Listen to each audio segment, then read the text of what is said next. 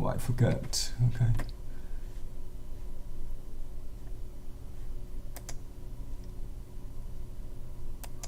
Recording in progress.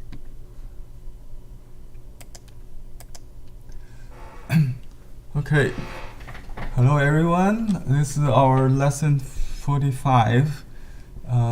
The artist name is Ximing.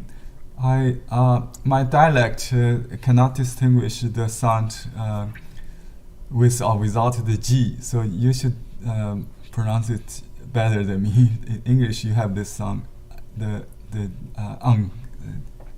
like Lin Ximing. I try to pronounce it correctly, but anyway, if I pronounce Lin Ximing, that's my dialect. Okay.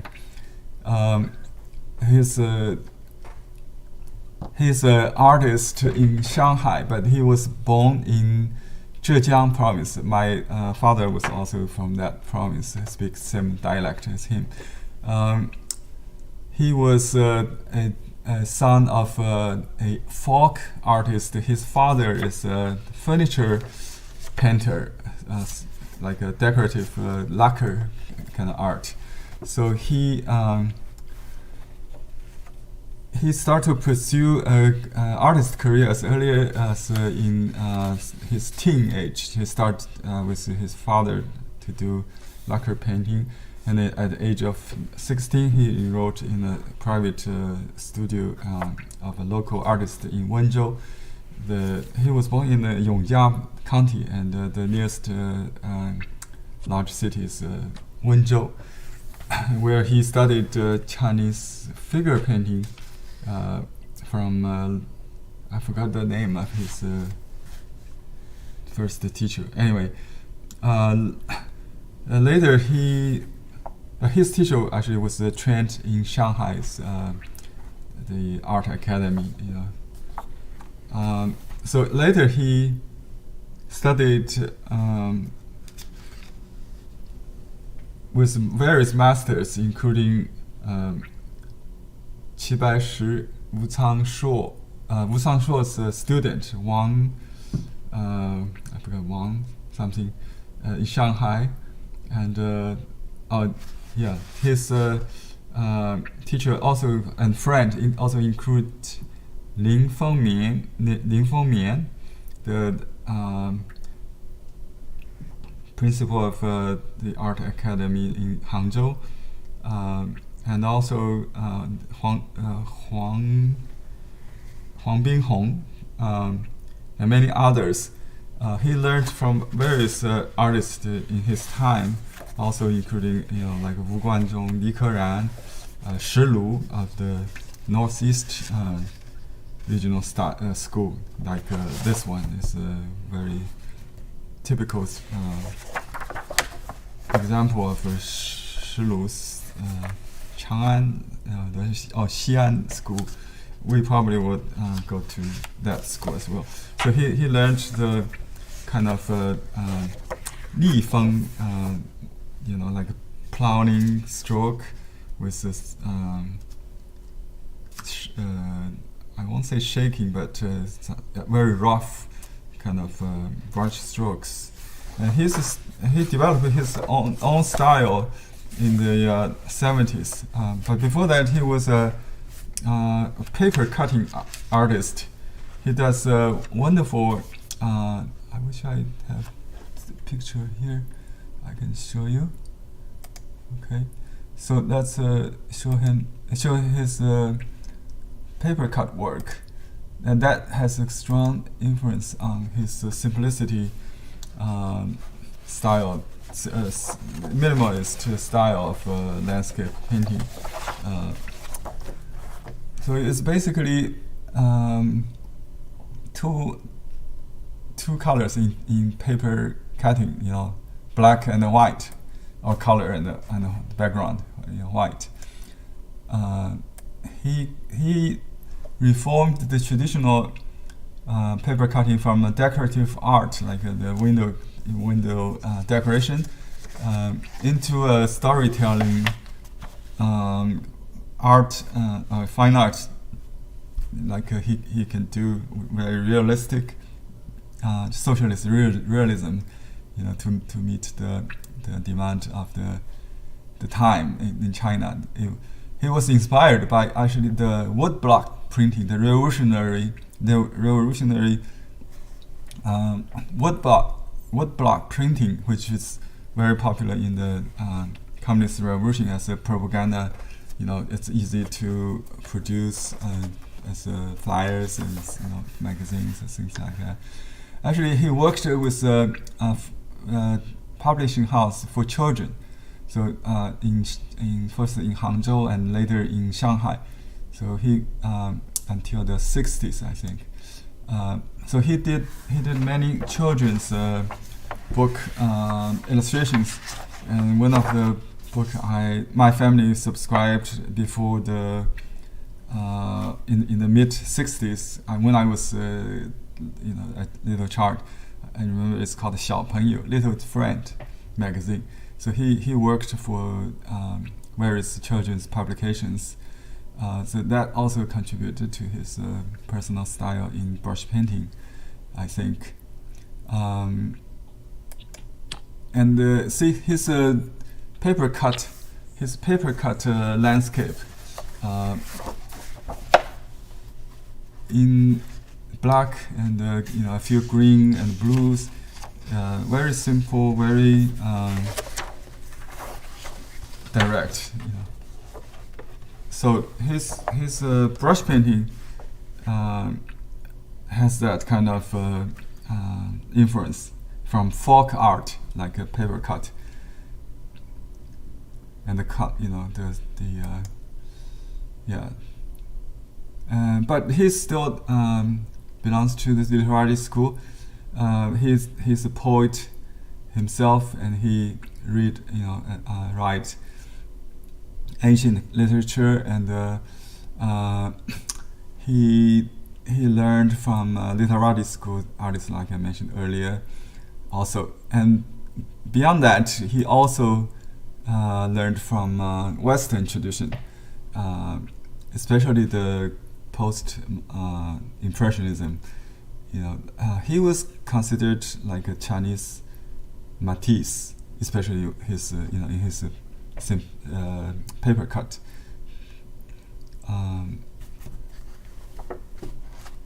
So I have a book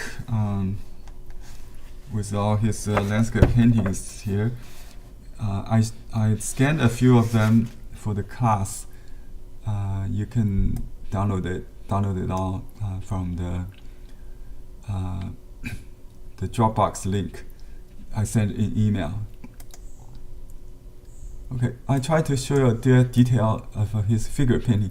He's also good at figure painting, and you can see the eye, the expression, the profile is very like the paper cuts, right?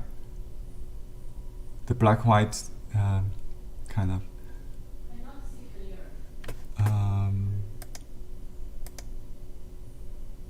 Okay, now you can see, right?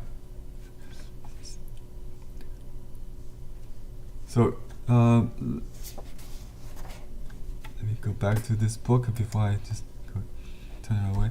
So let me continue with some other. Here's a small painting I cannot really enlarge. It's a very small thumbnail, but his painting is basically like a thumbnail, even very large. He used huge brush probably when he painted large. Even on small painting, it's on large painting, it's just like a thumbnail. So a good painting, you can tell, when it's seen in a small scale. So he kept the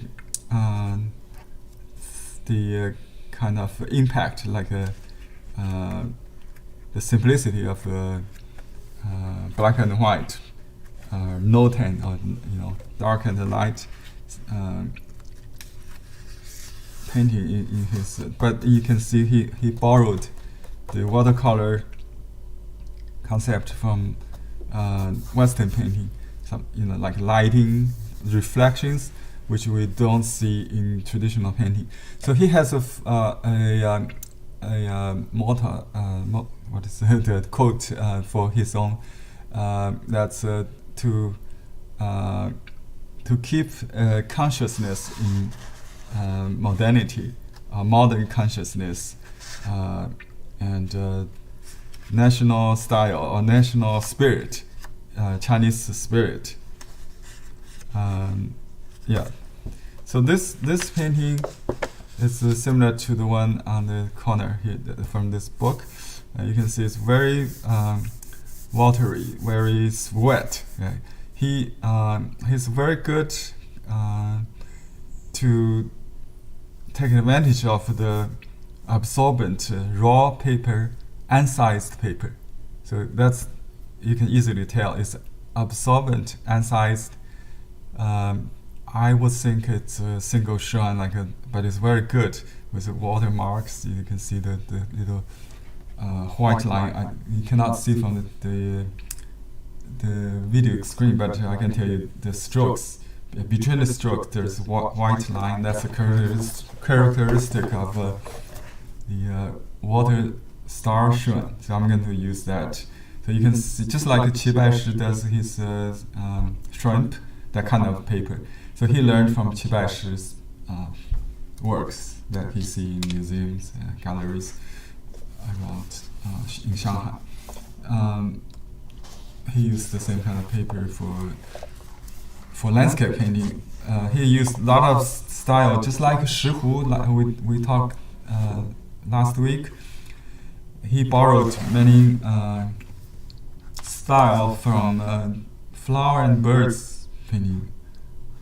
So it's more direct, without going too much detail in traditional landscape painting, like a lot of wrinkle texture style and that kind of. And here you can see a very strong influence from his one of the four masters he admired, which is Lin Fengmian. I mentioned earlier, he was principal of one of the four most important principles of art schools, early art school educator, and was educated in France. But in France, he studied folk art through the porcelain, Chinese porcelain collection in Paris. And also, Ximing, that artist we talked about, also borrowed some kind of simplicity, decorative painting from porcelain tradition, porcelain painting. He also had this, the brushwork is what we call the Jingshi, like a bronze and stone, steely rubbing or antiquarian style, promoted by Wu Cangshuo. He's a seal engraving artist, like Qi Baishi also. So in Shanghai school, you can see his line is very thick and heavy, like a carved on a stone.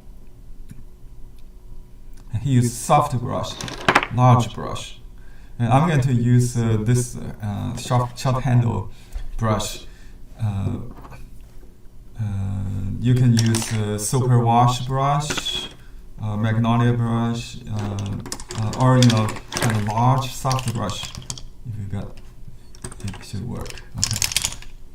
For this kind of, he loads the brush with multiple colors, like a yellow, green, ink, all in one. Probably not ink in this case, but he let the color blend on the paper and on the brush, not on the palette. Okay, look at his interpretation of the Lead River. We have done in many different styles before, right? And this is his, just a silhouette of the mountain without much detail. And some paintings are quite traditional. He's a pen painter also. He does painting on in the real landscape.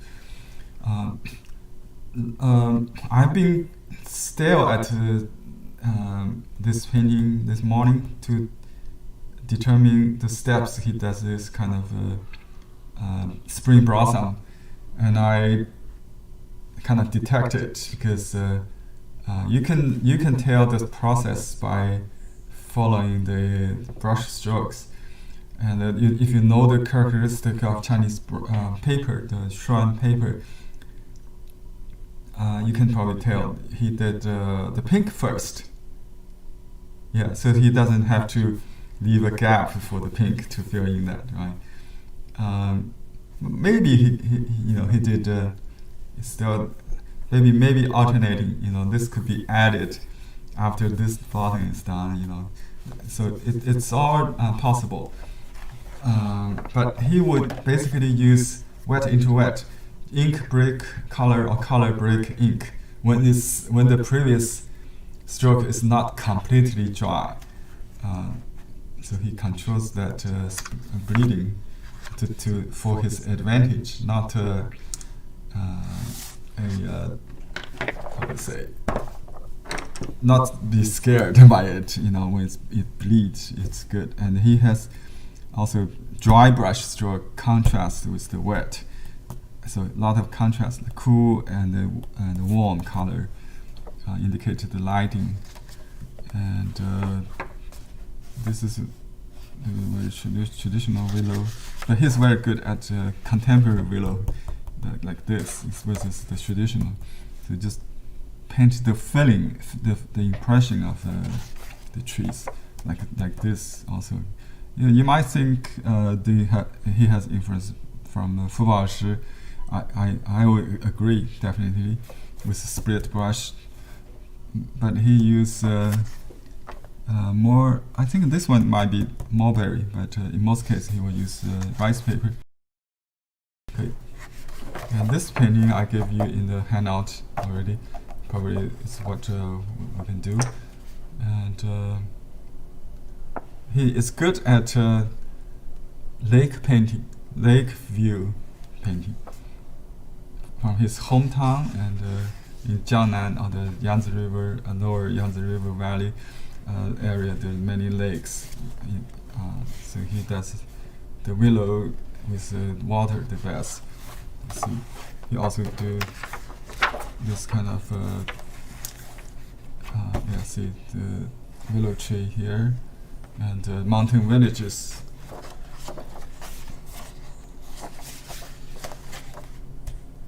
Willow. So his color is very bold, also as the ink, and he used color as ink. We talk about ink, brushwork and ink, right? And his color also is applied with calligraphy, so you can see the strokes. So we'll do some study. Where we should start?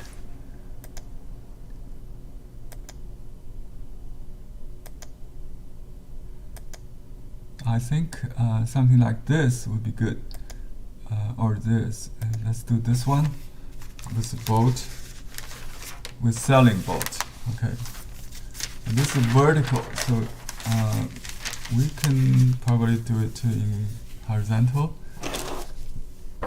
So it's easier to see on the screen. So you can adapt a little bit.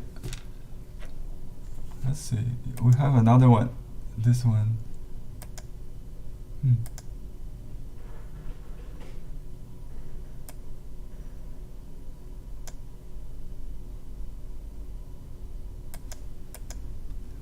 And this is probably earlier work, because this was done on alban leaf that's already mounted, semi-sized.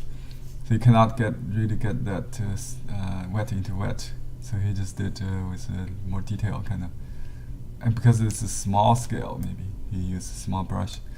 But the background is still very bold, and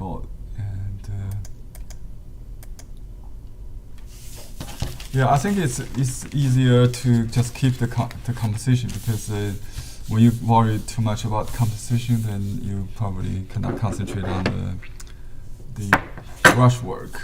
So we'll have to move the screen around. Let me just zoom out a little bit so you can see that. I got some leftover red from a previous class on cherries through the library. So I'm going to use that. It's rouge plus carmine or scarlet. Yeah, can also work. And you should use the smooth side of the shrimp paper. The handmade paper is easy to tell. The shining side, anyway. If it's and then you can also use this pad. We have the Confucius shrimp paper also. It's a soft, it's a absorbent paper. So I'm going to use a large brush. Maybe it's too big. It's about it, right? So wet the brush first, and then I'll use some more carmine. Maybe carmine. A little bit more.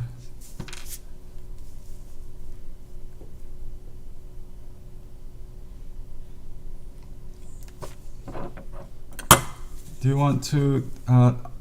You can download this image. It's called I renamed it. It's easy to identify.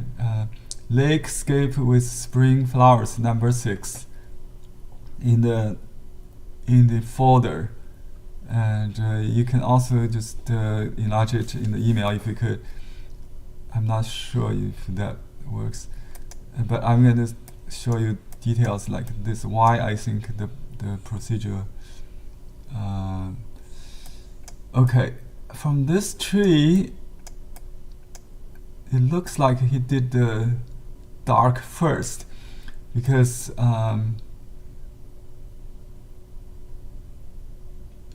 there's a hard line. The dark has a hard line. If you did it on a wet, you probably can get that substance, and it will start to bleed, to fly, right? So the red could be added. However, I think he did the front tree, and then he washed it, and then used the remaining pink to paint the distant tree, and then he added the branch, I think. Am I right?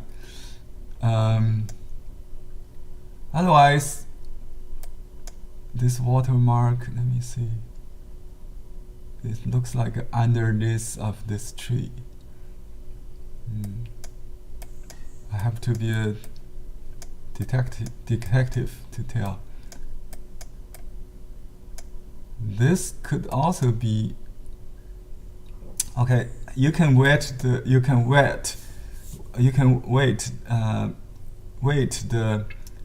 the pink to dry a little bit to do the branches, the trunk also. So that will because I see the watermark looks like it comes first, because yeah, see that watermark in before that prevents the ink. Okay, let's do this. And from that different painting we talked about in the book, I think it could be, is more likely he does the surface, the blot, to keep blocking the color first, and then do the branches in ink. That's usually the opposite of traditional ink painting, because in his approach, he doesn't, he's not bound by the traditional method at all. So I just load pink diluted from the carmine, basically. And you can add probably not too much rouge. Rouge is a very cool color. I may even add some scarlet if you really want it to shine. Maybe that's it. But you want to test it before you put on the paper. Just see the tonality. Like, is this dark enough? Is that close to the? I think it's pretty much like that. So when it's dry, it will be lighter. But after you mount it, it will come back to this. Okay, so that's okay, right? And you can use your fingertip to draw a line for for the crown, the shape. So there's 3 blocks: large, medium, small in between. Okay, but you can also consider large. But within the large, there's a big block, and but they belong to the same. It could be just the single groove of a tree. Or you can consider 2 layers. Doesn't matter. So I'm going to start now. Watch this. You can just fill in the space with vary the shape of the brush. He would use side brush to get the larger shape, and if sometimes just lift the brush to get a small shape, small one, and then just exhaust the brush with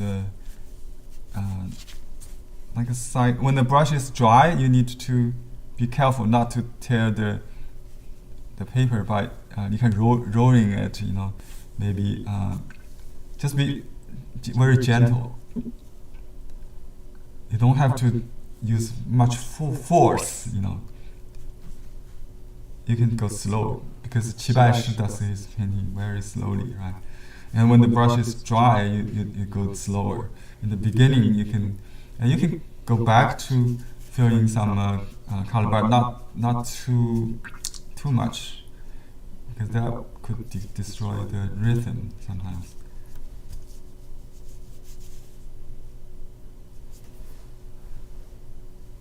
So I'm looking at the composition, the silhouette. It's more important than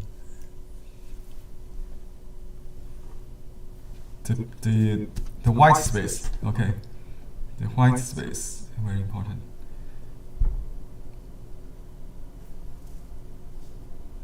You see the watermark.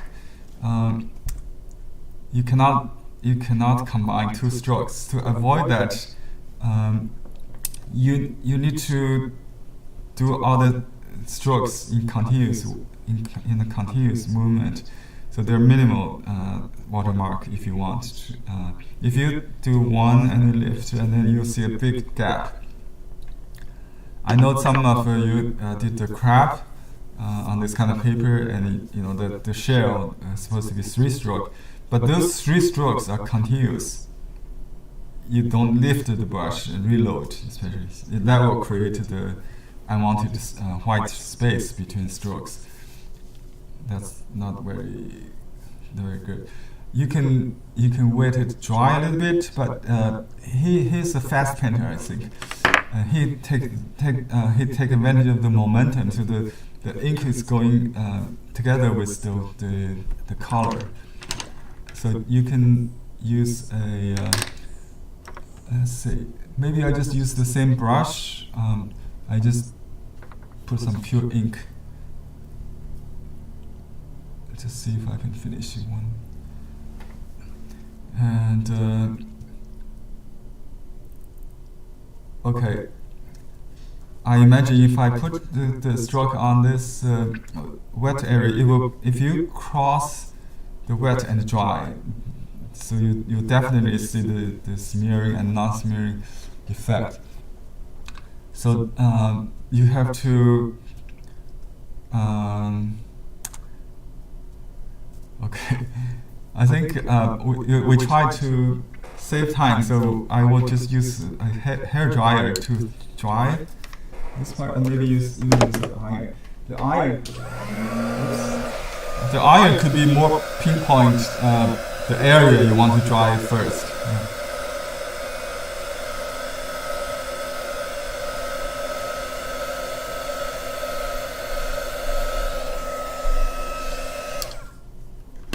I just don't want to deal with accident at this point. So I see the tree trunk is mainly on the outside of this, so that actually avoids the problem of smearing. See, that smears, then here it doesn't, right?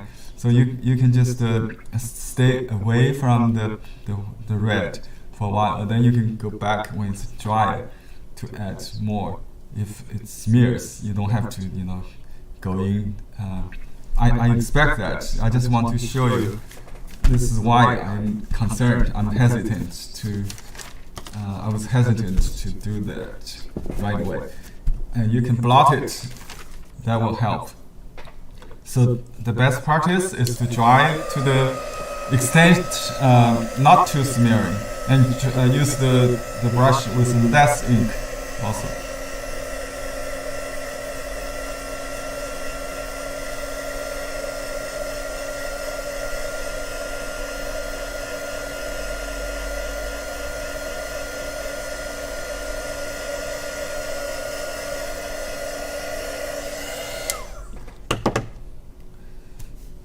Or you can just wait. You can just do the other part. Just keep working on the boat or in the distant mountain. Just let it dry naturally. That will also help. And you can. The other thing you can do is to dry the brush so you control the amount of. So it's dry on wet. Dry on wet. Yeah, that's what I try to do. So I dry the brush. Just leave a little ink onto the tip. That's it. So it won't drop to the wet. Okay. So that give me more control, right? And I can go slow if I want. Okay. And I need more ink in this case. So and you do fast, also, and light also. That give you. Control. It's just a little bit dry and dark on wet and light. That's the strategy here. And you do want to work before it gets dry, because otherwise it will be worse. If it's don't have smearing, it's worse than smearing. Okay. And that's actually it's not pure dark. You can see some the ink gets lighter. So I just dry the ink, and then I put a little water to dilute it, and just test it a little bit. So now I'm going to do the top or the second layer if you want. And that has a continuity actually, so you can, the qi, we talked about the energy, the movement should continue, okay?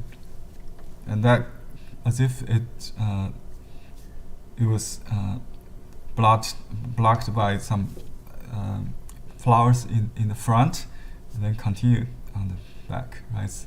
That's the kind of, you don't have to copy exactly the strokes, but the idea is very important. You have to understand the rhythm, the law of nature. Don't violate that. If you violate the gravity, for example, you will feel very uncomfortable. No matter how well your composition or brushwork is. If you you can stop. You can stop smearing with a hair dryer or iron.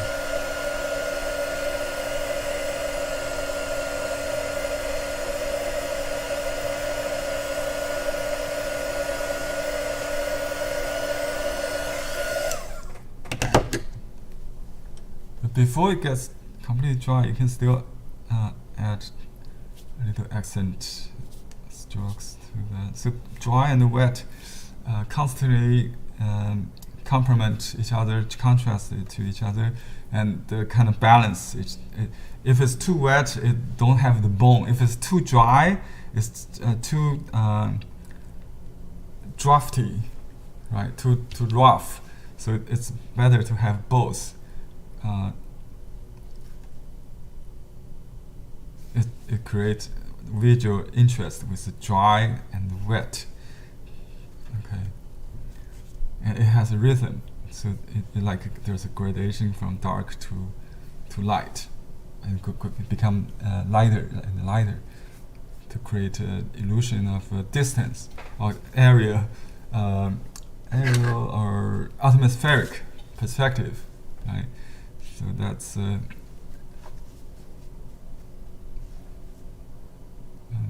just triangular crossing.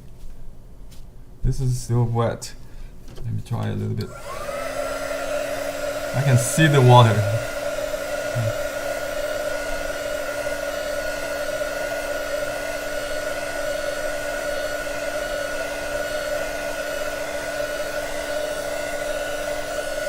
But don't let it completely dry. Maybe 70%, 80% is ideal. So that's everything has to do with the timing in this kind of. It's just same as in watercolor. You have to keep it wet all the time, right? Yeah. When it's dry, it's all done. You cannot change anything. Blotting is also good to control the bleeding. And look at the pattern that of. But you have to really understand the kind of like a cherry blossom or peach blossom form. It's that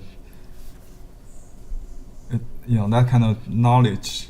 And he said you have to understand the regional geography, characteristic of vegetation, climate, that kind of thing will give you freedom, give you more freedom of creation. You can make up trees and plants according to the environment. Okay, and then I'm going to do the. You can still go back to add color if you need it.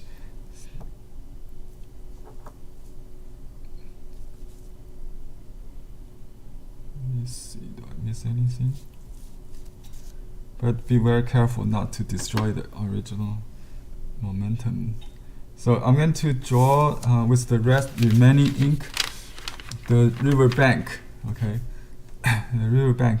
So his brushwork is very sure, very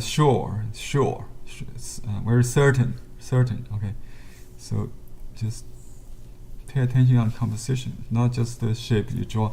You're dividing the space and kind of curvy here a little bit. There's a thickness of the slope. That's why it's a little darker on this side. It could be a shady part. Okay, and then just use the dry brush to kind of put some shade under the tree, because in Western painting, the root area is shady, right? Okay, and just create some. And there's water sees through the trunk. That create interesting negative shape that should be kept. So don't fill in all the white there. Okay, and there's just one stroke for the farther bank. See the either drier or lighter that indicate the distance here from the front, darker, thicker, right? Even without washing, the line, the brushwork should tell everything. the weather, if it's raining, it's misty, you know, or sunny. And just a little bit like a hill. That forms like a little, this is the riverbank, here's the higher land of this part. And he doesn't use the parallel, but it's still derived from the mustard seed garden, if you will, you know. But he doesn't really do a lot of parallel strokes as in traditional painting. So it's looks more real, right? Realistic, I mean. But it's a feeling of the reality, not elusive depiction. Okay. And we can wash the brown while it's still wet. So let me just change another brush. Oh, I just use this one. And the brown he would use is the chips, I think. But you can use any brown. I got some burnt sienna here. I'm gonna use that, and you can blend a little bit ink or mute it with a little indigo. It's brown. So I just use this. There's a little bit ink. That's enough. This is Western. The difference between Chinese watercolor and the Western watercolor is the binding material. It's gelatin in Chinese color. So when it dries, it doesn't melt when you re-wet it in wet mounting. But if you don't wet mount it, it's okay to use. So I see a little bit blue there, so I probably put a little bit indigo or whatever. The blue I got left over is the phthalo blue. So see how slow I am. I try not to repeat. So that's how slow he wash. Every stroke is very certain. Just like if I need any color, I triple load, I double load in one stroke. So I got all the shading, all the texture, everything I need.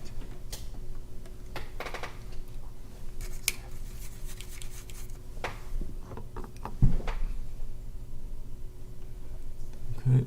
And just use the whole side. He will use the bottom of the brush, all the way to the bottom. So the entire brush is loaded with different color, and he will use different part of the brush to paint in bold strokes, very large strokes. And the smearing is because he used lots of water in the brush that will create a soft smearing, look like a reflection of the bank, right? So that's a soft edge versus a hard edge in Western language. And now I use a little cooler color for the river. And also dry brush. Dry brush create interesting texture, representing the reflections, light, spring, like those water, shining water, just like that. So dry brush with a little blue color. It look like a reflection of the sky. He doesn't do sky in blue, but that's suggested in the water, because the water is closer and darker to the viewer, I think. So, what if you have knowledge of Western realistic painting? Use it here when you apply color, the cool and the shadow, that kind of concept, all relevant to his painting. I don't see his oil painting or watercolor painting, but he just borrowed the concept. He used traditional media, but using the modern concept. A little color with maybe a little blue, or the blue will create some nice contrast with the pink. Also, just add a hint of blue there, and also in the distance should be a little bluer in the shady part, especially. It could be green, or grass, that kind of. And then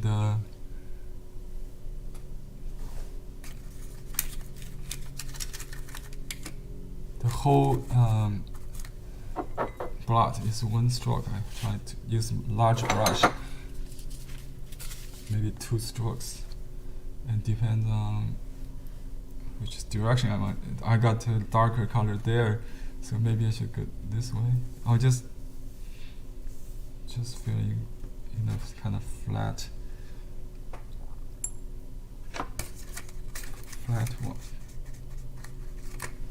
wash, kind of. Don't have to have a gradation everywhere, because that sometimes is not harmonious. So you want harmony, you just do flat wash, and you can add a little variation. Wet into wet, if you want, you can just add a little blue color to harmonize. Okay.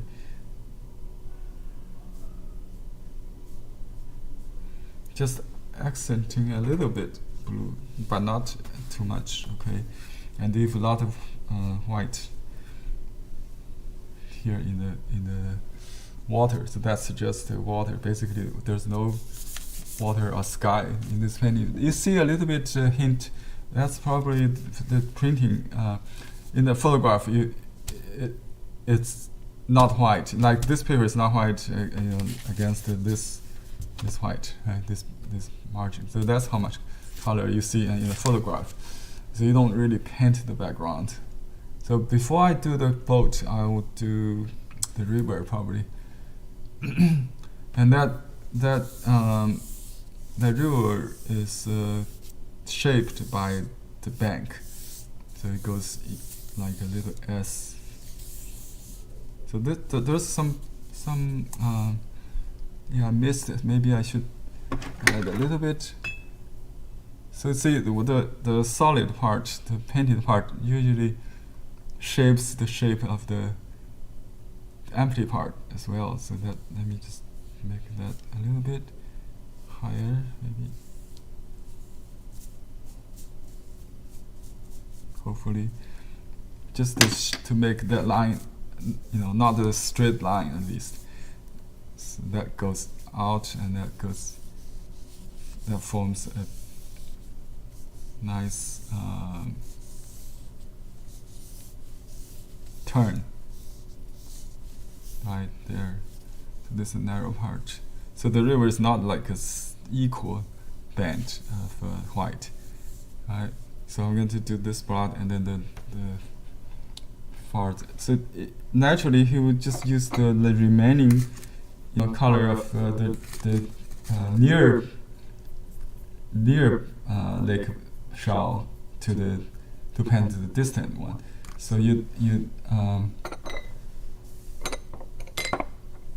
can just use diluted brown to start with, I see two colors, but he probably applied in different steps.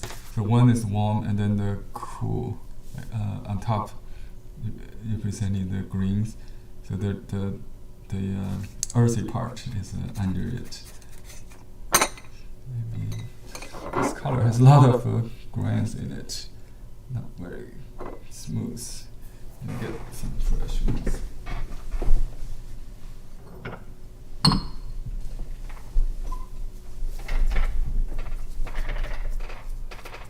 Okay, this is the traditional color umber chip.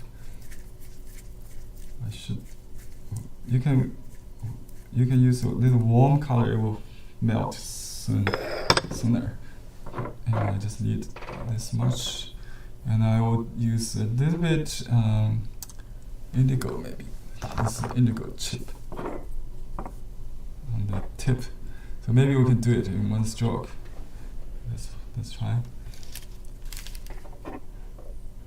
We'll try the hue. Yeah, that's about it. Okay. That's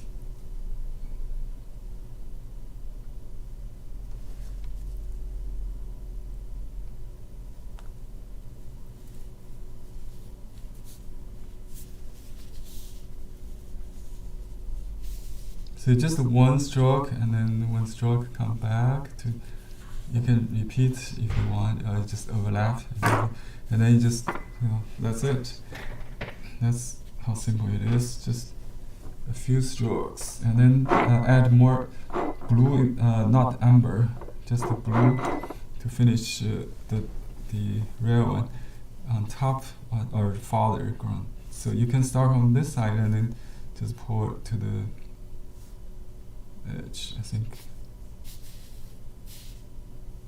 it should be a little lighter, ideally. So just add a little water, and you can have some up and downs. So I see a nice tree line that formed by the smearing. I see little, those marks we try to achieve in Chen Jianing, another artist in Shanghai. That kind of what we call the detergent effect we try to achieve. Actually, you don't have to use detergent. You can see that when you have two different color, it creates different bleeding effect. That's interesting. You see, it's really nice effect there. Let me zoom in to show you. Can you see that? Yeah, the blue on top of the. And we can add more blue when it's drier. But now I just want to fix that. And you can stop. Oops.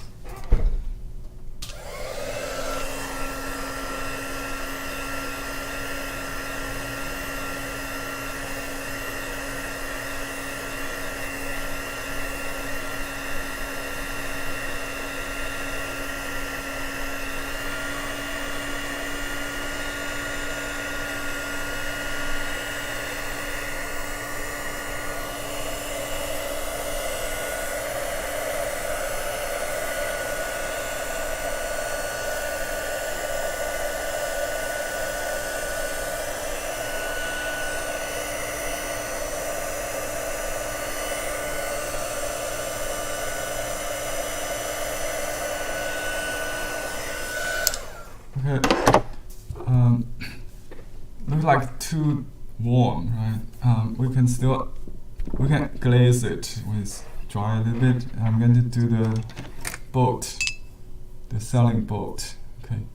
So the boat, let me enlarge it, but you want to keep the proportion. Let me just zoom in to where I do. You can see. Okay. First of all, you need to pay attention on the grouping. So there's a rhythm.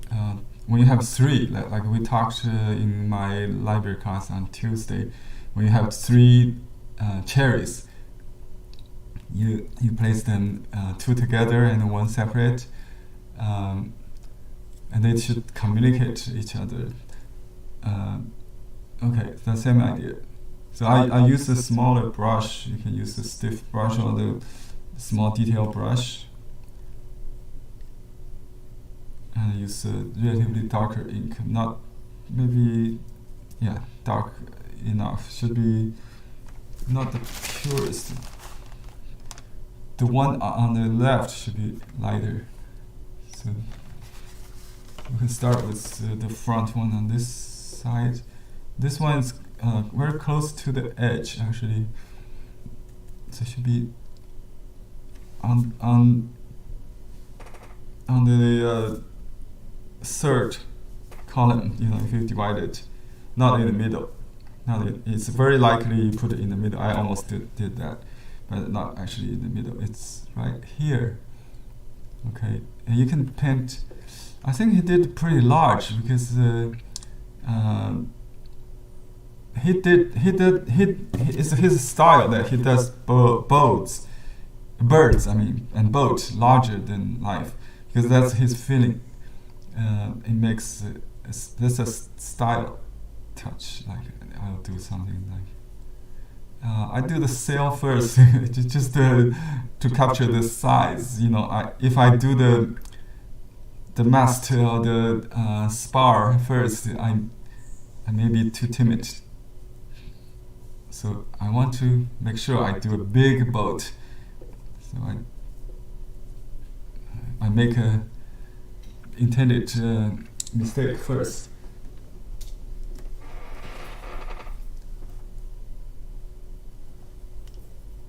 And there's something on this more detail in the front in this boat than the other ones, right? So you can indicate there's a cargo area or the living area, whatever. And then fewer details and fewer when you recede. Okay, so we just do one, maybe two strokes for the boat, for the second boat, and then this mast is a little higher but thinner because it's behind, and the sail is a little higher, so they're not the same shape. So this one is like half raised. This one is maybe more raised, and some horizontal. There's something on the spar. Okay, just the feeling of it, you know. You might need a few more or less stroke. That's all okay. So just go with your feeling as when your idea of feeling complete stuff. So that's my two boat, and then the third one I will use a little lighter and drier, so it's softer, smaller. More importantly, so this one is far not in the middle. Avoid the middle. So you can go higher or lower than the middle line. But this one's probably right in the middle, right? That's okay. So this one's a little higher here, up here. It's about it's actually it's on the golden spot. Maybe, yeah. So we just draw this cell first, and just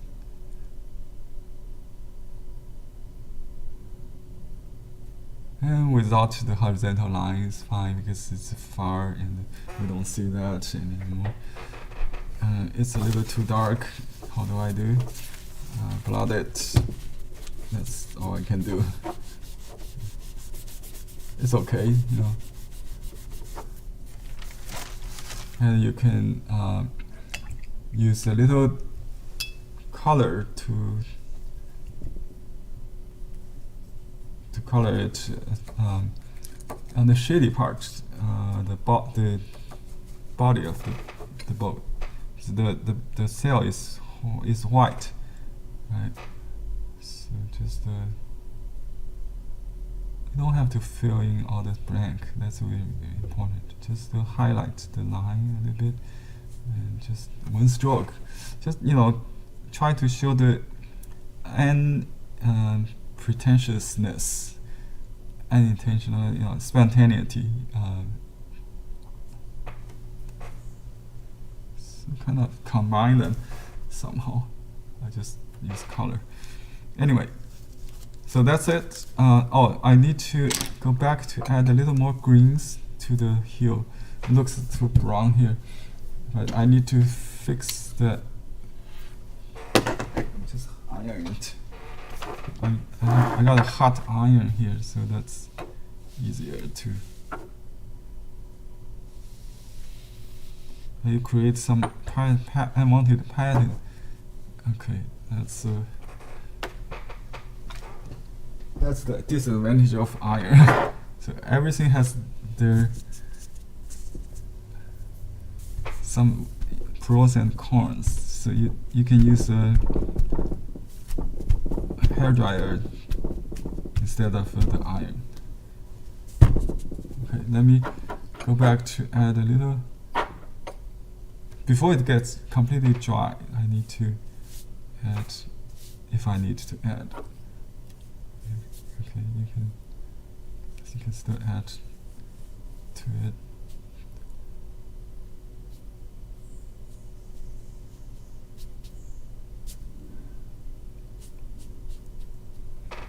Yeah. Keep the calligraphy. Oops. And then you can blot it and then dry it. I think we dry with a paper on top, maybe better. So you blot it. And so I try to change the hue a little bit to green. Not enough. But that's probably okay, because in spring the grass is still sprouting, not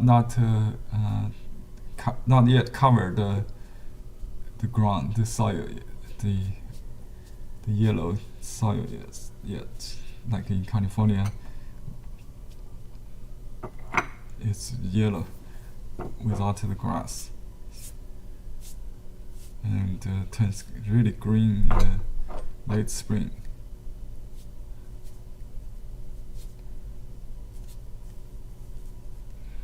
That's about it. I like that, so I don't have to add anything. I think you can suggest a little bank. I don't know if that's once you start adding this no stuff, you have to keep doing this.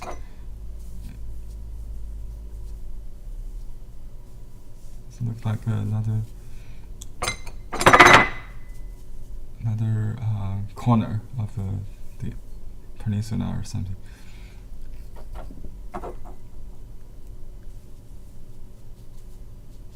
Just a little bit texture maybe on this side to push that back.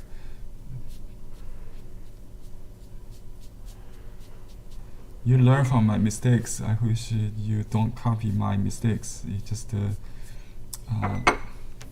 concentrate on your own. Don't copy either the master's or mine, so you have a better result. Okay, I'm going to sign it. Before that, maybe just add a little blue to this.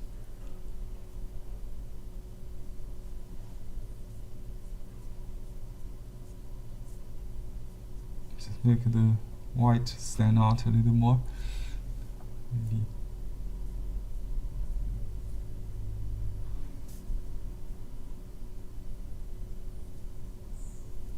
Okay, I'm gonna assign homage to Ximing.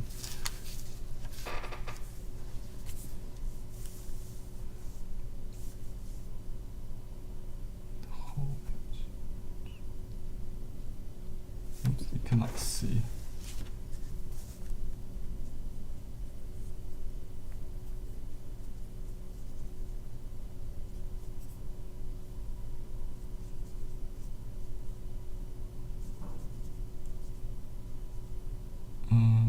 His name is very sophisticated.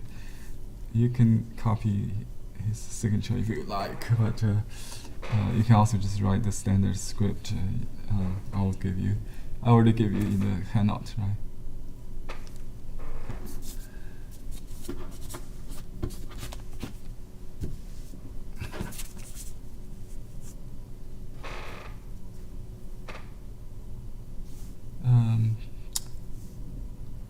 I think I destroyed some qi there, blocked that.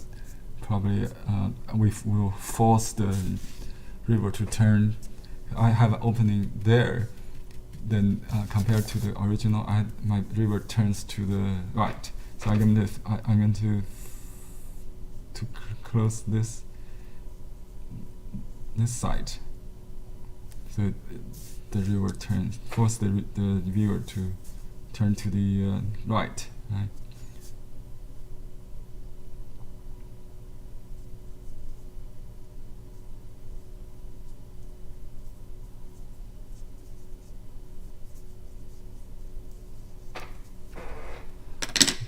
The year for the ox and signature. Put a seal there.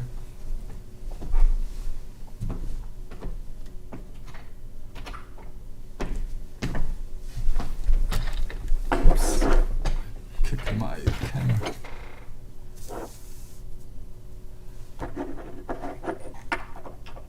Okay.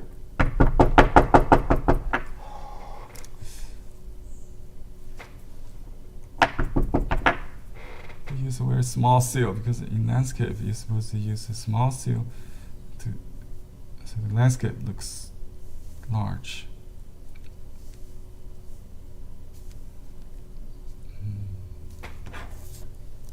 Okay, I'll put on the side of this character because my line is a little bit leaned to the right, so that will help to balance the alignment.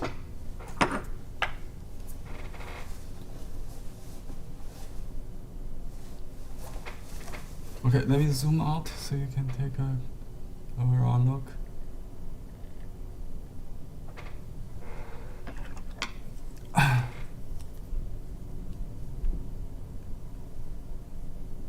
We'll just add a little detail if needed.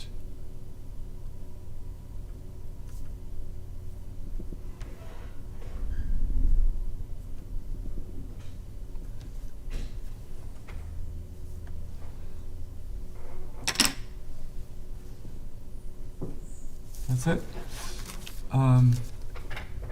Let me see, there's a comment or where's my chat? Okay. In the chat room. Daisy, okay. You're excused. We'll have a recording, so if you have something urgent or conflict, don't worry. Thanks for letting me know, Daisy.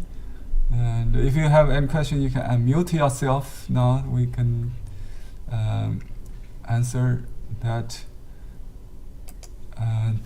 Otherwise, we would do something different. If you don't have a question. Henry? Yes. This is Ecom. Can you repeat the title of this piece? Oh, this title, it's a tribute, homage to Ximing, his name, artist's name. These two words, homage, 致敬. We always use that in our class, right? Right, but on the side of the painting has some writing. Oh, I see. What do you mean? The original title, in the Chinese title? Right. Yeah, this is not in the inscription, but they give a title for each painting in the book. It's called the Spring River Landscape. Oh, Spring River. Yeah, Spring River Landscape. Spring River. So it's not a lake. It's a river. So you see the it's a river. So the river is narrower, right, than the lake. So you should keep that in mind. Okay. Thank you. Yeah. You're welcome. All right. Any other questions? And do you have a request of which painting you like me to do? You can request from any painting in the folder I sent you. Henry, the trees, the cherry trees, they are smeared in my painting. So maybe I use too much water, or you mean you did it on wet paper, or you mean the margin, right? It should be smeared. So I wish I have more smearing than just, if you look at the original, it smears a lot. You see that? Can you see it? You see that? Okay. Yeah. That's good. Actually, it should have some smearing. I tried to fake it here. It didn't happen. So maybe I should paint slower. You can add a little smearing. I just go back to add a little. Yeah. Okay, the pink part can smear a little bit, but the trunk should not. Yeah, smear. that's you have to stop, like I did. If you see the smearing, just stop, dry it, and wait. So when you already have the smear, there's actually you can see the smearing in his piece. It depends. So it could be very moody to have like a spring rain concept. So that could create some interesting poetic painting. So I try to make this part even more smearing right now. So it gives a more feeling of a spring raining season.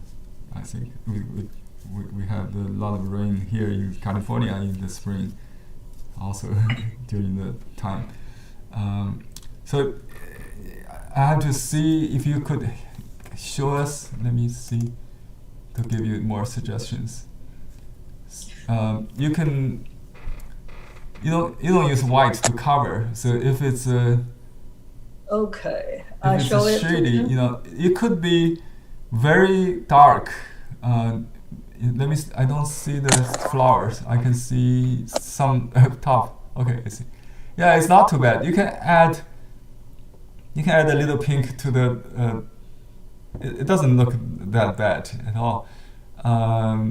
It could be, I can show you some pictures that it's very similar. You just have to balance the weight of the dark with some dryness on the other side or above, just to diverse the attention from that spot. When you have I don't think it looks too bad. You can add a little dry branch to the like to extend the when it's dry, just like I did in my last touch. It was you can add a little dry branches to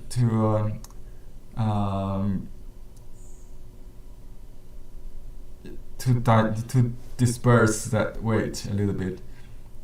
Or you just not, if the overall look is balanced, is fine. In many paintings, like let me show you, he just it's you might think this painting is ruined. I think for most of us, this is supposed to be a green or yellowish tree, right? So the blurred part is the shady part of the tree. It just becomes a silhouette painting. All you need is just a little bit color. So your painting could be exactly the same. Just you can paint just but here is another thing, because the tree could be black, the flower cannot really be black. That's but you know the heat the part which you bothered doesn't bother me because I think it's a dense shady area of the tree with branches or trunks. So you know, as long as you make the tree trunk looks fine, so it could be a stronger contrast. You know, like I think mine is also bleed. If you look at my painting here, you see, not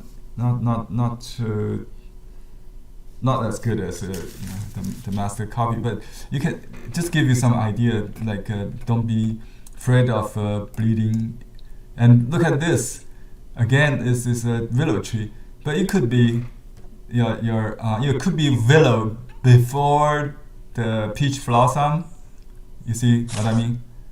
Then you can make the dark into another tree if you want. If you want to experiment, you can make the dark into a dark willow tree, and then just leave the pink part as a blossom. So you could have both the willow and the cherry blossom. But it will make it a little difficult, complicated. So I won't use any green in that case. So, if you have both green and the pink, they might fight each other. So his color theme is very simple. One color, either green or pink dominant, or in this case the brown, yellowish brown for autumn willow, I think. It's very powerful, right? This is a willow tree with the same idea of same kind of composition element. But you see, his figure or boat is not literati. He's painting a pretty girl, which is modern consciousness. So because we don't see those scholar literati scholars around anymore. So I try to find his traditional figure in his landscape. I did find one. Maybe I can show you. But in most cases, he just do everyday life. Today, like this. This is a willow tree, but in a indigo color, kind of, or indigo plus some mineral blue color. So very simple. Two colors, right? The amber and the blue. Very nice. Yeah, this willow tree also. See the blurry trunk, and very exaggerated. That's what you want. Yeah, you got it. Congratulations. Okay, so I have more confidence now. Yeah. Just work on to make other trees fine, normal, and that's part of his style. You see that. So for most of you, maybe I messed it up, and maybe I should define that tree more. Keep adding. So it just like a paper cut. You have to he paint with the scissors, right, in paper cutting art. So that's what. See this willow tree is very abstract, almost like the flower birds painting kind of stroke. No landscape stroke in here, but it's a landscape. And this mountain, Lead River mountain, and with it's very bold, and it's play of a wet and dry, dark and light rhythm. I like this one. You like this one? Yeah, I do. But this is one of the exceptions in his art, in his painting. Not very different from other paintings. He didn't repeat this. Probably we. Was he thinking of Li Kuran? Yeah, he's definitely influenced by him because in 1971 he was recalled to work from the labor camp, the Wuqi Ganxiao, to join a group of artists led by Li Keran. They lived in fancy hotel to paint for the hotels in Shanghai for a few months. So for decorating the hotels, and that's where he started to be a fine artist from the children book illustrators job. So he later changed his job from publication house to the painting academy after that. So it was a personal experience with working with Li Keran, definitely. And see, this painting, I don't really can tell if it's a willow tree. I believe it is. It could be rock. So it's just the shape and the contrast between light and dark. The background is all light, almost, but there's some reflection or something misty there in the background. It's all painted. You see, it's painted with the yellow, with a very pale. Maybe if you gradate them, it's a 9 or 8. This is only like a 1 or 2 contrast, and this is called boating in the river or water. This is another kind of bold stroke mountain, very dark. This is Lin Fengmian style. He's one of his favorite teacher and friend in Shanghai. This is Chang'an School. I think we should go to Shilu later in the class. He's influenced by that. It looks like the Huashan, the northern sacred mountain. There are 4 sacred in 4 directions, and the Huashan is the west, maybe, huh? Yeah, the north or the west. 北岳嵩山，西岳好像, yeah, the west. I have been there. I have a feeling of that mountain, and this is an imaginative painting. Of course, it's a waterfall. So when he teaches the student, he will say, the waterfall should always be between the mountains. Usually, not on the peak or the ridge of the mountain, right? On the high part of the peak. So that's a natural law. If you violate that, you will make it the painting not real, unreal. Violating not only the design rules but also the natural law. So he emphasized on the principles of nature. And this one has a lighting effect. I see. Autumn tree. Is that nice to paint? Something like that. Just the trees, right, and houses. Yeah, we did do the houses. Probably. I did give you this. I found this last night. I don't know. I probably updated. Yeah, I updated this morning. If you go back to the folder, you probably will find it. It's called Landscape number 2. Landscapes with S, number 2. It's a memory of a hometown. This says memory of hometown. So his tree is very childlike, right? But of course, it's not childish painting. This is the only literati painting. I see that there's a boy holding a guqin instrument, the master sitting poet maybe looking at this place.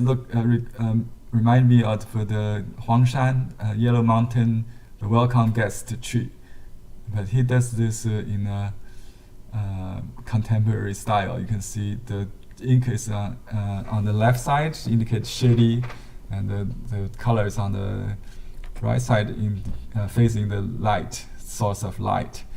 Very illuminating, right? While it's still very traditional, it's just done in 2 strokes. Okay, this one has mineral color and ink and the white contrast, and the green and the pink contrast. So it's a snowy mountain in the spring, very beautiful. And this one is a night scene, nocturne.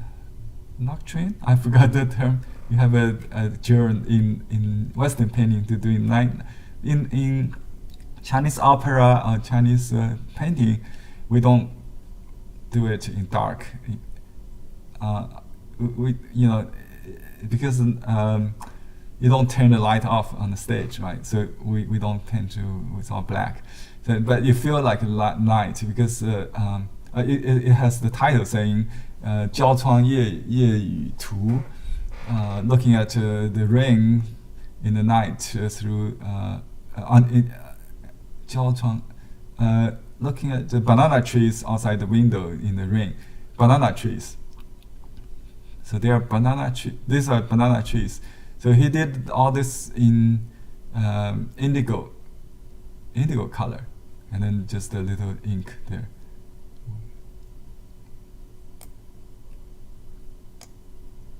This one is another style, like mountain, like the Northwest school influence. So he used dry and wet contrast, large bold strokes with lighting effect, like a shady and a lit contrast on the trees. Very cubist maybe. In Chinese painting, we don't really see this kind of painting without much texture shading, but more emphasis on lighting, shading, and dimensions, or the planes, the plane and the light change with the light. That's why this is a little more traditional, but it's very obvious influence from the West, not the Western, the Chinese West school with yellow soil kind of. This is a river thing, I think. Valley. Oh, this one definitely influenced by Shi Lu, another master of 20th century in Xi'an. We'll talk about Shi Lu. Yeah, this is another Shi Lu style painting, and this one maybe a little bit Lingnan, believe it or not. Maybe, more like Guan Shan Yue kind of green and the blue style. And this one I like. It's ink on this kind of paper. The same idea, like you do the blossom, the pink blossom. You use ink with various tones. Just wet, basically very wet, and just save those white for the buildings. How can he control to let me show avoid? you a little bit of that. Do you want to do an ink painting like this, just with ink? This one's very challenging, but I want to give it a try. So let me use my good papers. So I'll use the starch one. That's what he would use. And the front side. So I'm going to try to copy this one. You can find a copy in the folder. Is number 4, landscape number 4, landscape 4. Okay, I'll put this thumbnail here. That's all you need. Actually, you don't need to. There's not much detail, but we need to save the bits of white for the white roof. You can draw this house first, if you like, with a small brush. Let me enlarge it. And let's do this. You don't have to draw a lot of houses. You just leave some white to make the pattern looks good. Some large, some small first, and then you fill in the blank with some detail if you want. Just save some white. That's very important for this painting to work, because you need some human, like a mountain village. In one of his lessons, according to record a story by his former student, he he pointed out to some painting by his student, something wrong in his student painting of a mountain village like this. And he said that the houses you did was too many, and because the village is built on the mountain, there's no water there. How can you support this many population? So something like that. But nowadays maybe it's not a worry. See, we've got a pond on the left corner here, so don't worry. You can paint a city there, no problem. Okay, if you will. So I'm going to start with my wrist brush again, and I'll load the brush with some water in the bottom. So because I already touched some dark, so I'm going to start dark right away. But he probably added darkest to dark. So yeah. So there's a shape like the top of a tree or a hill of a. I don't think any tree is identifiable. So, but there's some paths, some white line there. So it's not a dead thing. There's a river kind of going around this. It's a big river on top, right? So you want to block in the composition first, and there's like a L-shaped dark here. So that's let me start from here. So he does very slowly. So, what was your question? How to control the smearing of the ink? Actually, you want to smear. You want to you paint very slow, very solid stroke. So you cover the area you want to cover in as few strokes as possible.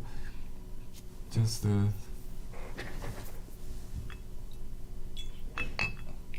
I just add some water. I think the light layer first. The light layer first. Victoria cautions me, so you should do the light first in watercolor, because the watermark, the medium gray. But anyway, I will finish this just to finish this foreground for my mountain, and I wanted to create a soft area here. I go up, just have some serious fun of it. Okay, so that's my foreground, I guess. Okay, when I want the soft, I use the bottom to draw the bottom. He used the bottom of the brush, or the tip also. So if you want to define that roof, you use the tip. So there is a big house there in this just right above, partially behind the foreground. Let me mute the background noise. Okay. I'm going to define this house basically. So there's a triangular shape there. Oops. Like that. So you just go down a little bit. So I'm holding the brush so the dark light is the dark is on the shady part, right? He just used the bottom of the brush sometimes to form the contour, right?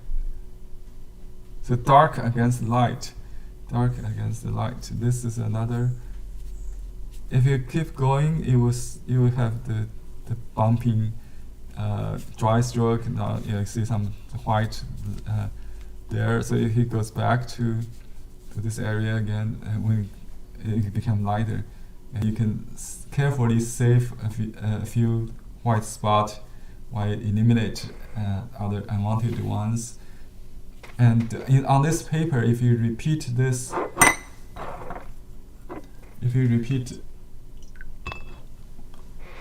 this will the first layer will prevent the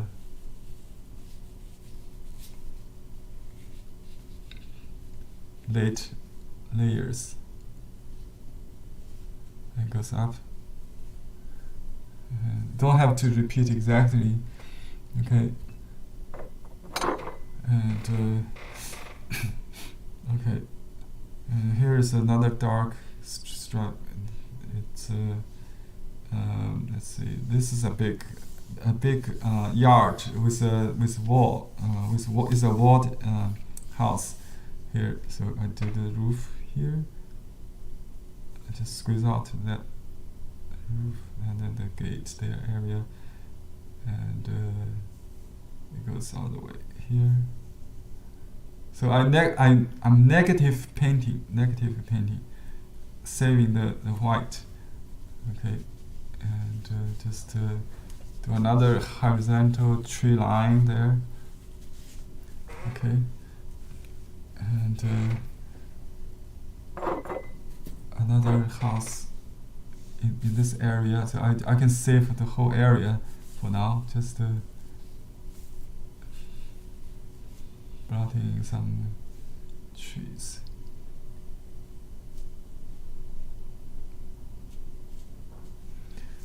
Okay, so my brush tip is also drier, so that create hard definitive lines. So if I want, I can turn the brush upside down this way. So, but I also can do this way. But either way, it's okay. Depends on the situation, right? So let me just draw this. And be careful when you paint on wet. It will ideally use drier brush, so you still have room. You can blot it a little bit to continue if you want. You can wet into wet. Oops. It's just shaped that large shape in. Okay, then we just create some kind of feeling like a forest or something. And it's a raining or cloudy day, like we have today here. It's cloudy, very cloudy, misty. Okay, if you don't want to paint on the wet, because that will not only smear but create a fuzzy texture on the paper. So you want to wet it dry, and you can dry it quicker if you want to iron or with a hair dryer. So there's some tree that there's a little house there, but we just draw some horizontal, some triangle. You know, you don't have to really define lot of details. So to paint. Next week, Professor Yang, Bill Yang, will teach us how to do buildings and skyline of a large downtown, like LA or New York or Chicago, where he lives.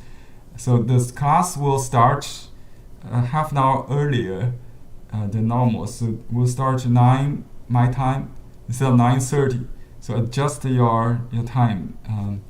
I will send you a reminder in email, but just keep in mind that the class will start half an hour earlier. Try to be on time, because our guest, it will be very embarrassing if I'm the only audience when he starts. Okay, I appreciate if you come earlier. I'll probably start the class half an hour earlier to test his equipment. His first time he will show the technique of doing city. He has been practicing. I showed me some practice, very responsive to our request of doing black and white owning cityscapes with just different tonalities. So he's an expert in this kind of theme. He's a very famous artist internationally, exhibiting and collected by many museum and collectors. So you can see his painting in social network by searching his name, or I'll send you an email as soon as I get all the information after this class, so you can start to learn. So.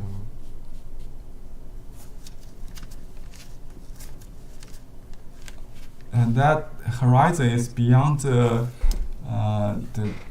frame, but I'm going to, I think the light gray first, and then dark, and then the color glaze. So at first you don't have to worry about the color, but sometimes he use indigo right in the bottom of the brush, and he does everything in one go. So let's try that. In the video clip I showed you the link, starting. It's a collection of all the landscape painters famous at the time of 1986, I think.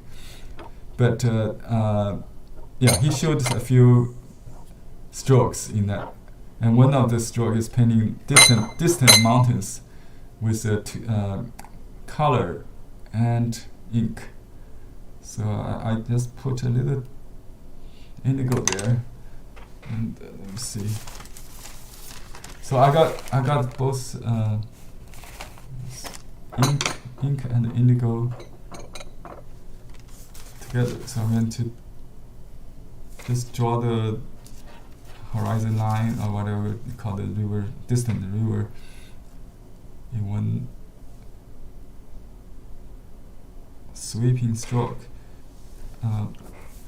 See, you can go either way, but the reason I go either this way is to paint kind of plowing way. So you start from wet to dry, it's softer there, right? So you can start this way. I think that's how he did. Just one stroke. You got from light to dark, right? And then go back up and down a little bit, create something, and then just draw some stroke. That's easy. So if you plan your stroke ahead of time, and you got the gradation, everything just come naturally. And I even got color in the brush volume. I just use that to color it, to color the sky or the reflection, a little bit like that. You can they break each other in the brush. They also break each other on the paper. So now I'm going to draw this side, and that's too solid, but that's okay. So there's a little river bank, very narrow, and dark. Some slope, some triangular shape, dry brush, and just combine different tones and different value, not repeat with the same value. That's very important.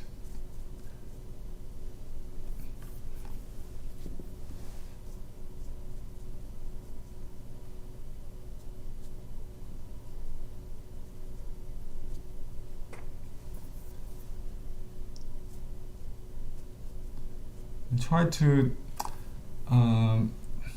make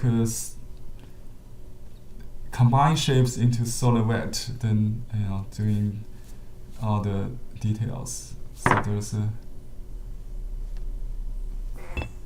dry brush on wet. I just did that, and then dry it. If it's something good, you can blot it and then dry it, set it.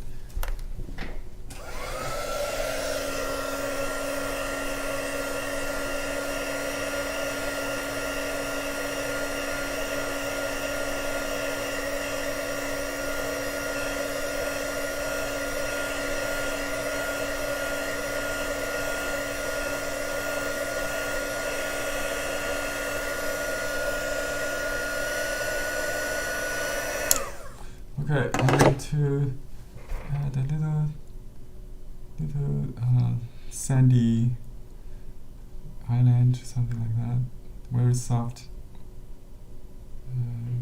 Just whoops. Just actually, you don't have to, because if you don't have room for that, I already got the river too narrow. Maybe I'll just leave it like that. So you need to make this ground a little closer. So we have to dry this and then add more. But he did it.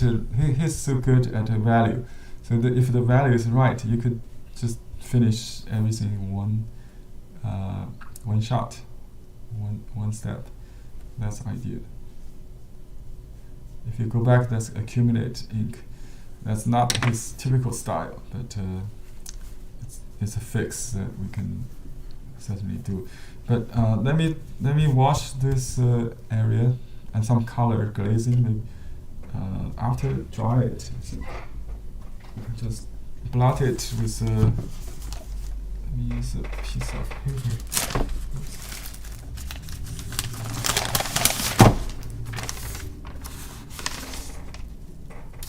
I'll show if this one's good. It's the wax paper from the silicone. It's not absorbing, so it doesn't reduce the value. That's what I was hoping to do. So just dry it without reduce the value. I need another layer for sure, because my value is not dark enough.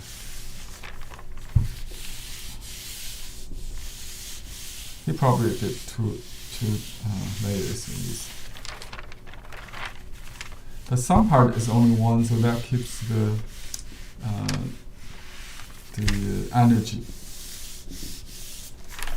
calligraphic energy. Use large brush. Let me wash the color first. So we add a little bit brown, just a little bit. This ground. That's the pond, and this is a reflection of blue sky there, and that's all the warm. I see there's not much color in it. I missed all the white here, so maybe I have to use some white gouache. But let's see. We don't have to use gouache. We can just outline and make the surrounding part darker, and try to create a distant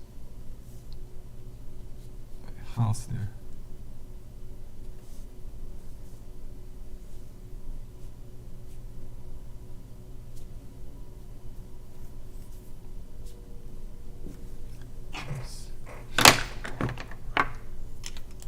Kind of hard to use a small brush because he doesn't really do that. Still wet. I like that, so I can kind of fake it a little bit.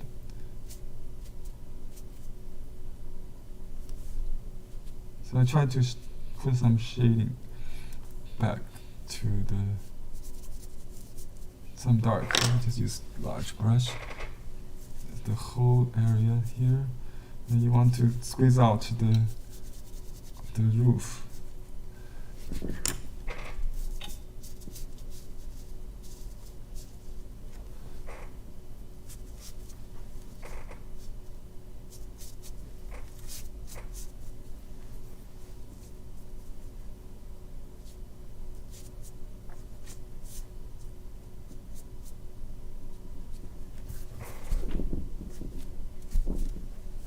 Okay, and this second layer is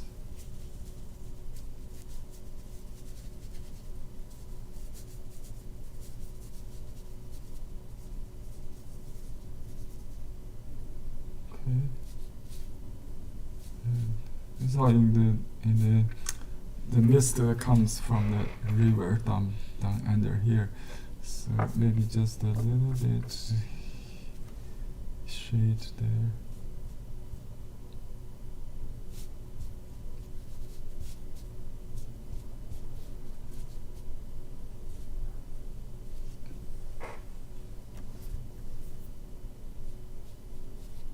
And I try to add some dry brush. If it's too wet, you don't have any structure.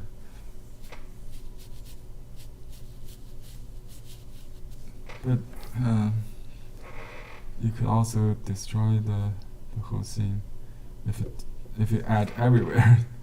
that's the dilemma when we try to fake something the others did in one shot. You try to do it to make it up with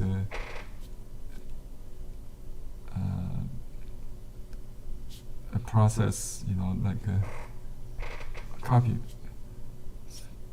Spontaneity is not easy to copy. Spontaneity has to be, you can mimic, but the idea, not the trace.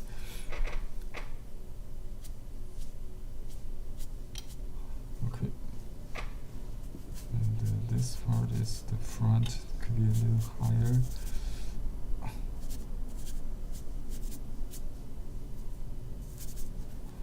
Okay, make this.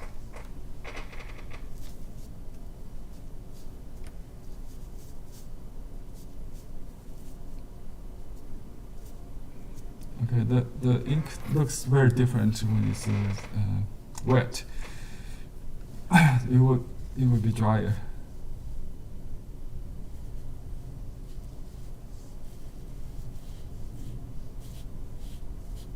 I'm trying to create a pattern. There's no traditional method of twin texture, style. He used the Western concept of and Chinese concept of yin and yang, I think. Light and dark. Okay. Some brown colors, some indigo color for the sky.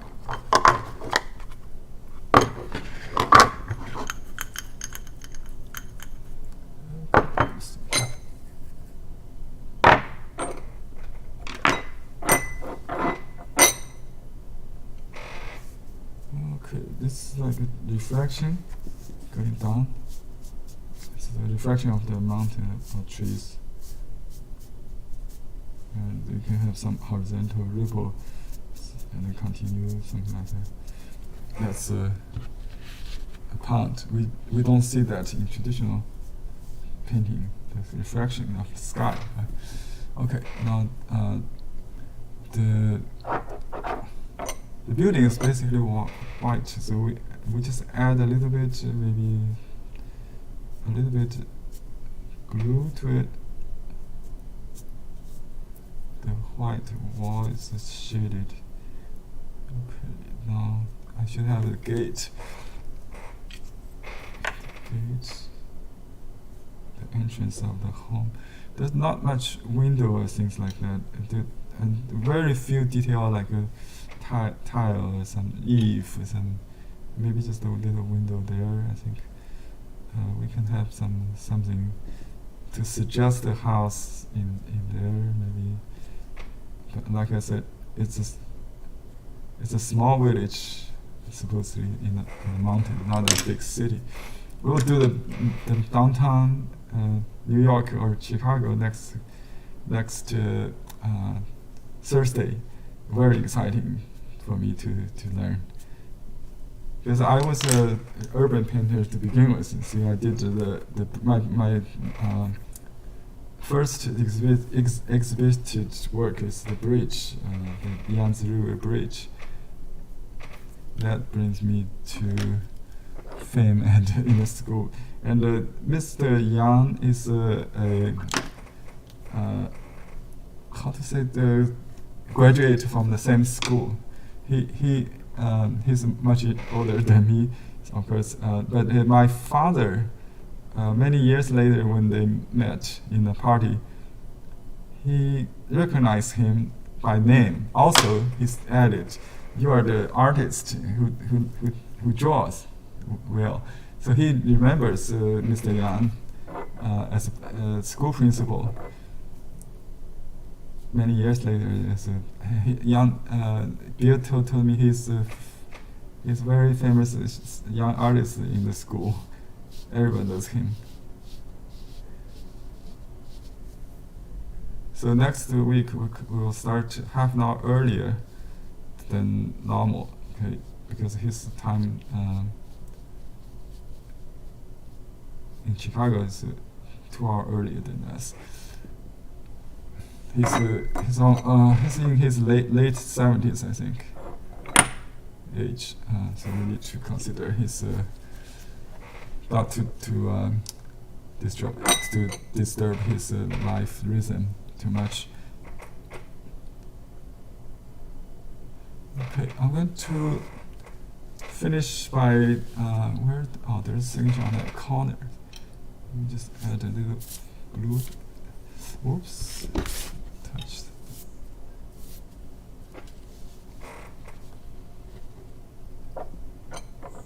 Very pale. I don't want to add too much color there.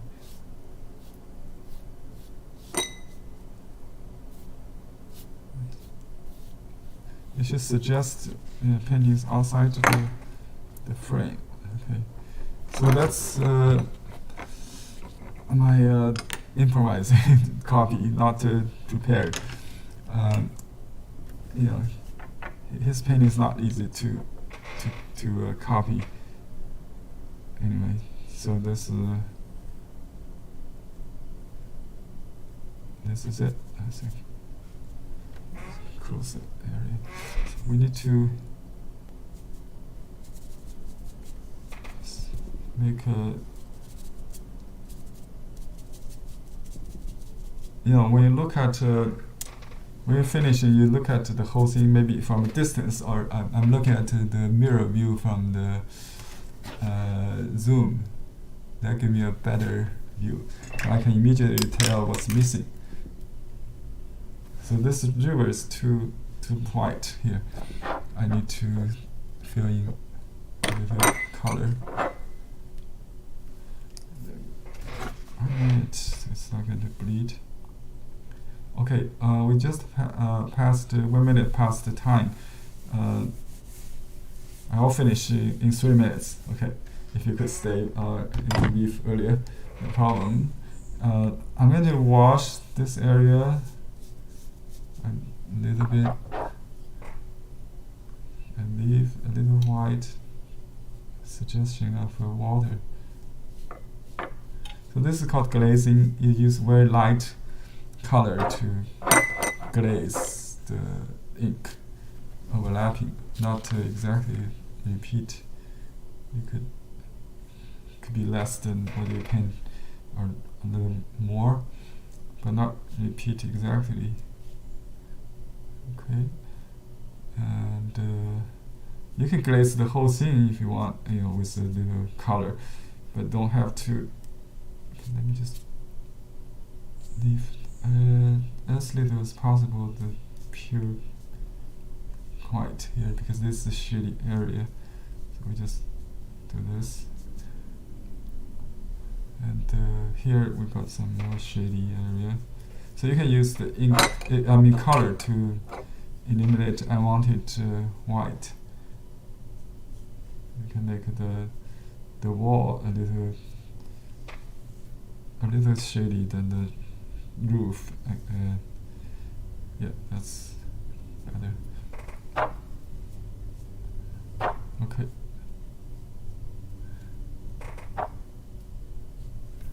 Alright, so next week we'll learn more about painting buildings.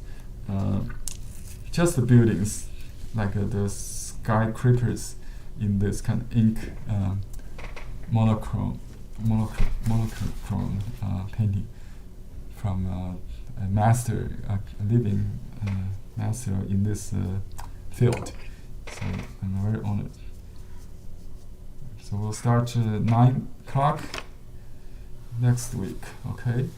Let me sign this here according to this artist. We'll just put a short signature, and you can write a tribute line. You know, so just go horizontal this way, all the way from right to left, up and down. So you can write in short columns maybe. The name should be connected. You can write 致敬林希明 in 2 lines. You know.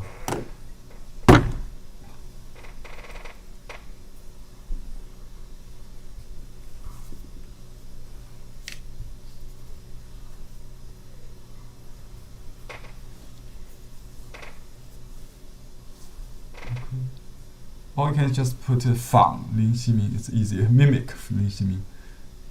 If it's a copy, so let me just put 1 word.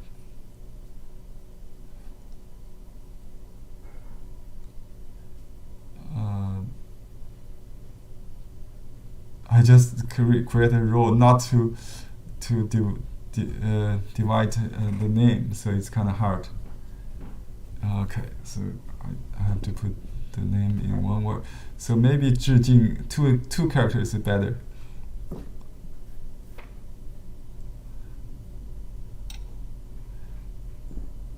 Maybe I should put the 林. I just need another character. 林 means copy, mimic, copy, whatever.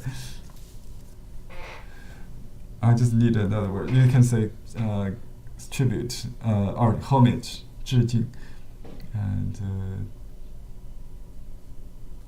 the year of it. Oops, it's too wet.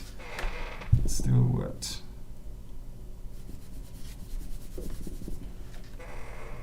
Hurry to finish.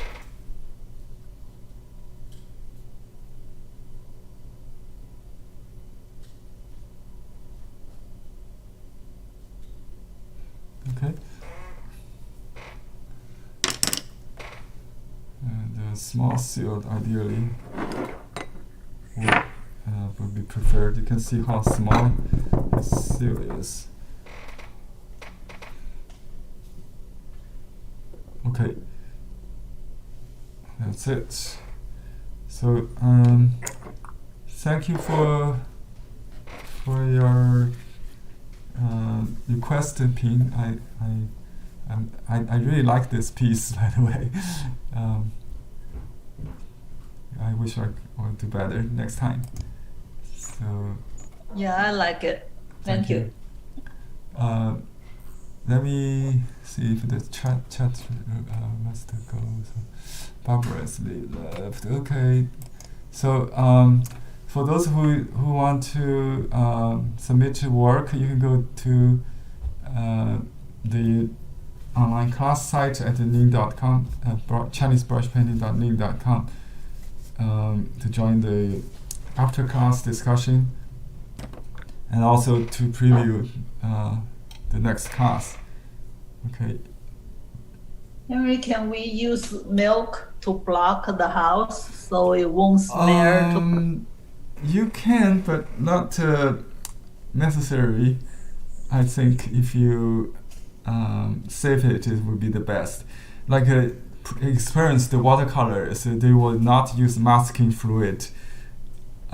If you know it's different, then you save it, then you block it, because this one is negative painting. That one is positive painting. It's different. Yeah, try to do it without masking. Yeah. I did save it, but the ink still smears into my. Okay. Yeah. I think it's contemporary painting. You can do everything. Okay. Everything. You can use the transparent white ink. It's more effective. Yeah. You can use the size like Olin. It's good for that. So you can draw the house first. That will help to save it, because I didn't do that. I tried to let go the bold stroke first, so not to stop. If you have houses designed you have frequent stops, and then you destroy the movement, the movement of your board stroke. If you just go like with some flying white, and then just going with some houses, like you didn't save it on purpose. That's the best, I think. That's just my suggestion. But you can do anything you feel more effective and the best result for the best result, easiest method is the best solution. Thank you. Okay. I'm going to send the picture of the class to you by email with the Zoom recording link. For those who missed the class, you can make it up with recording, and I'm looking forward to seeing you. Look at this white line. It's very interesting. I see it in the original. There are some. That's why it's like a trail going up to the hill from the bottom, the foot of the hill. So that's what we call the pouring ink. Also, breaking and pouring ink. Yeah, you have seen that in Zhang Chen's, but he's very. His approach is very direct, just with big brush, with everything on the brush, and just paint very slowly, manipulating the brush. I kept watching that video clip many times. I learned so much than reading any comments, because the critique article really did not see his process. Maybe just the comments are very general. So he if one. That's why I say even you don't understand English or Chinese, you can get 70% of the information by just watching a painting video. So that's why it's so precious to learn from a modern master. We have the videos, and he's still active though. From those. And next time we'll have a master come in person, 9 o'clock. 9 o'clock. Don't forget. Please. See you next week. Pacific time, yeah. I appreciate your time. Thank you. Bye-bye now. Thank you, Henry. See you next week. Thank you, Henry. Thank you, Henry. Recording stopped. Thank you. Thank everybody.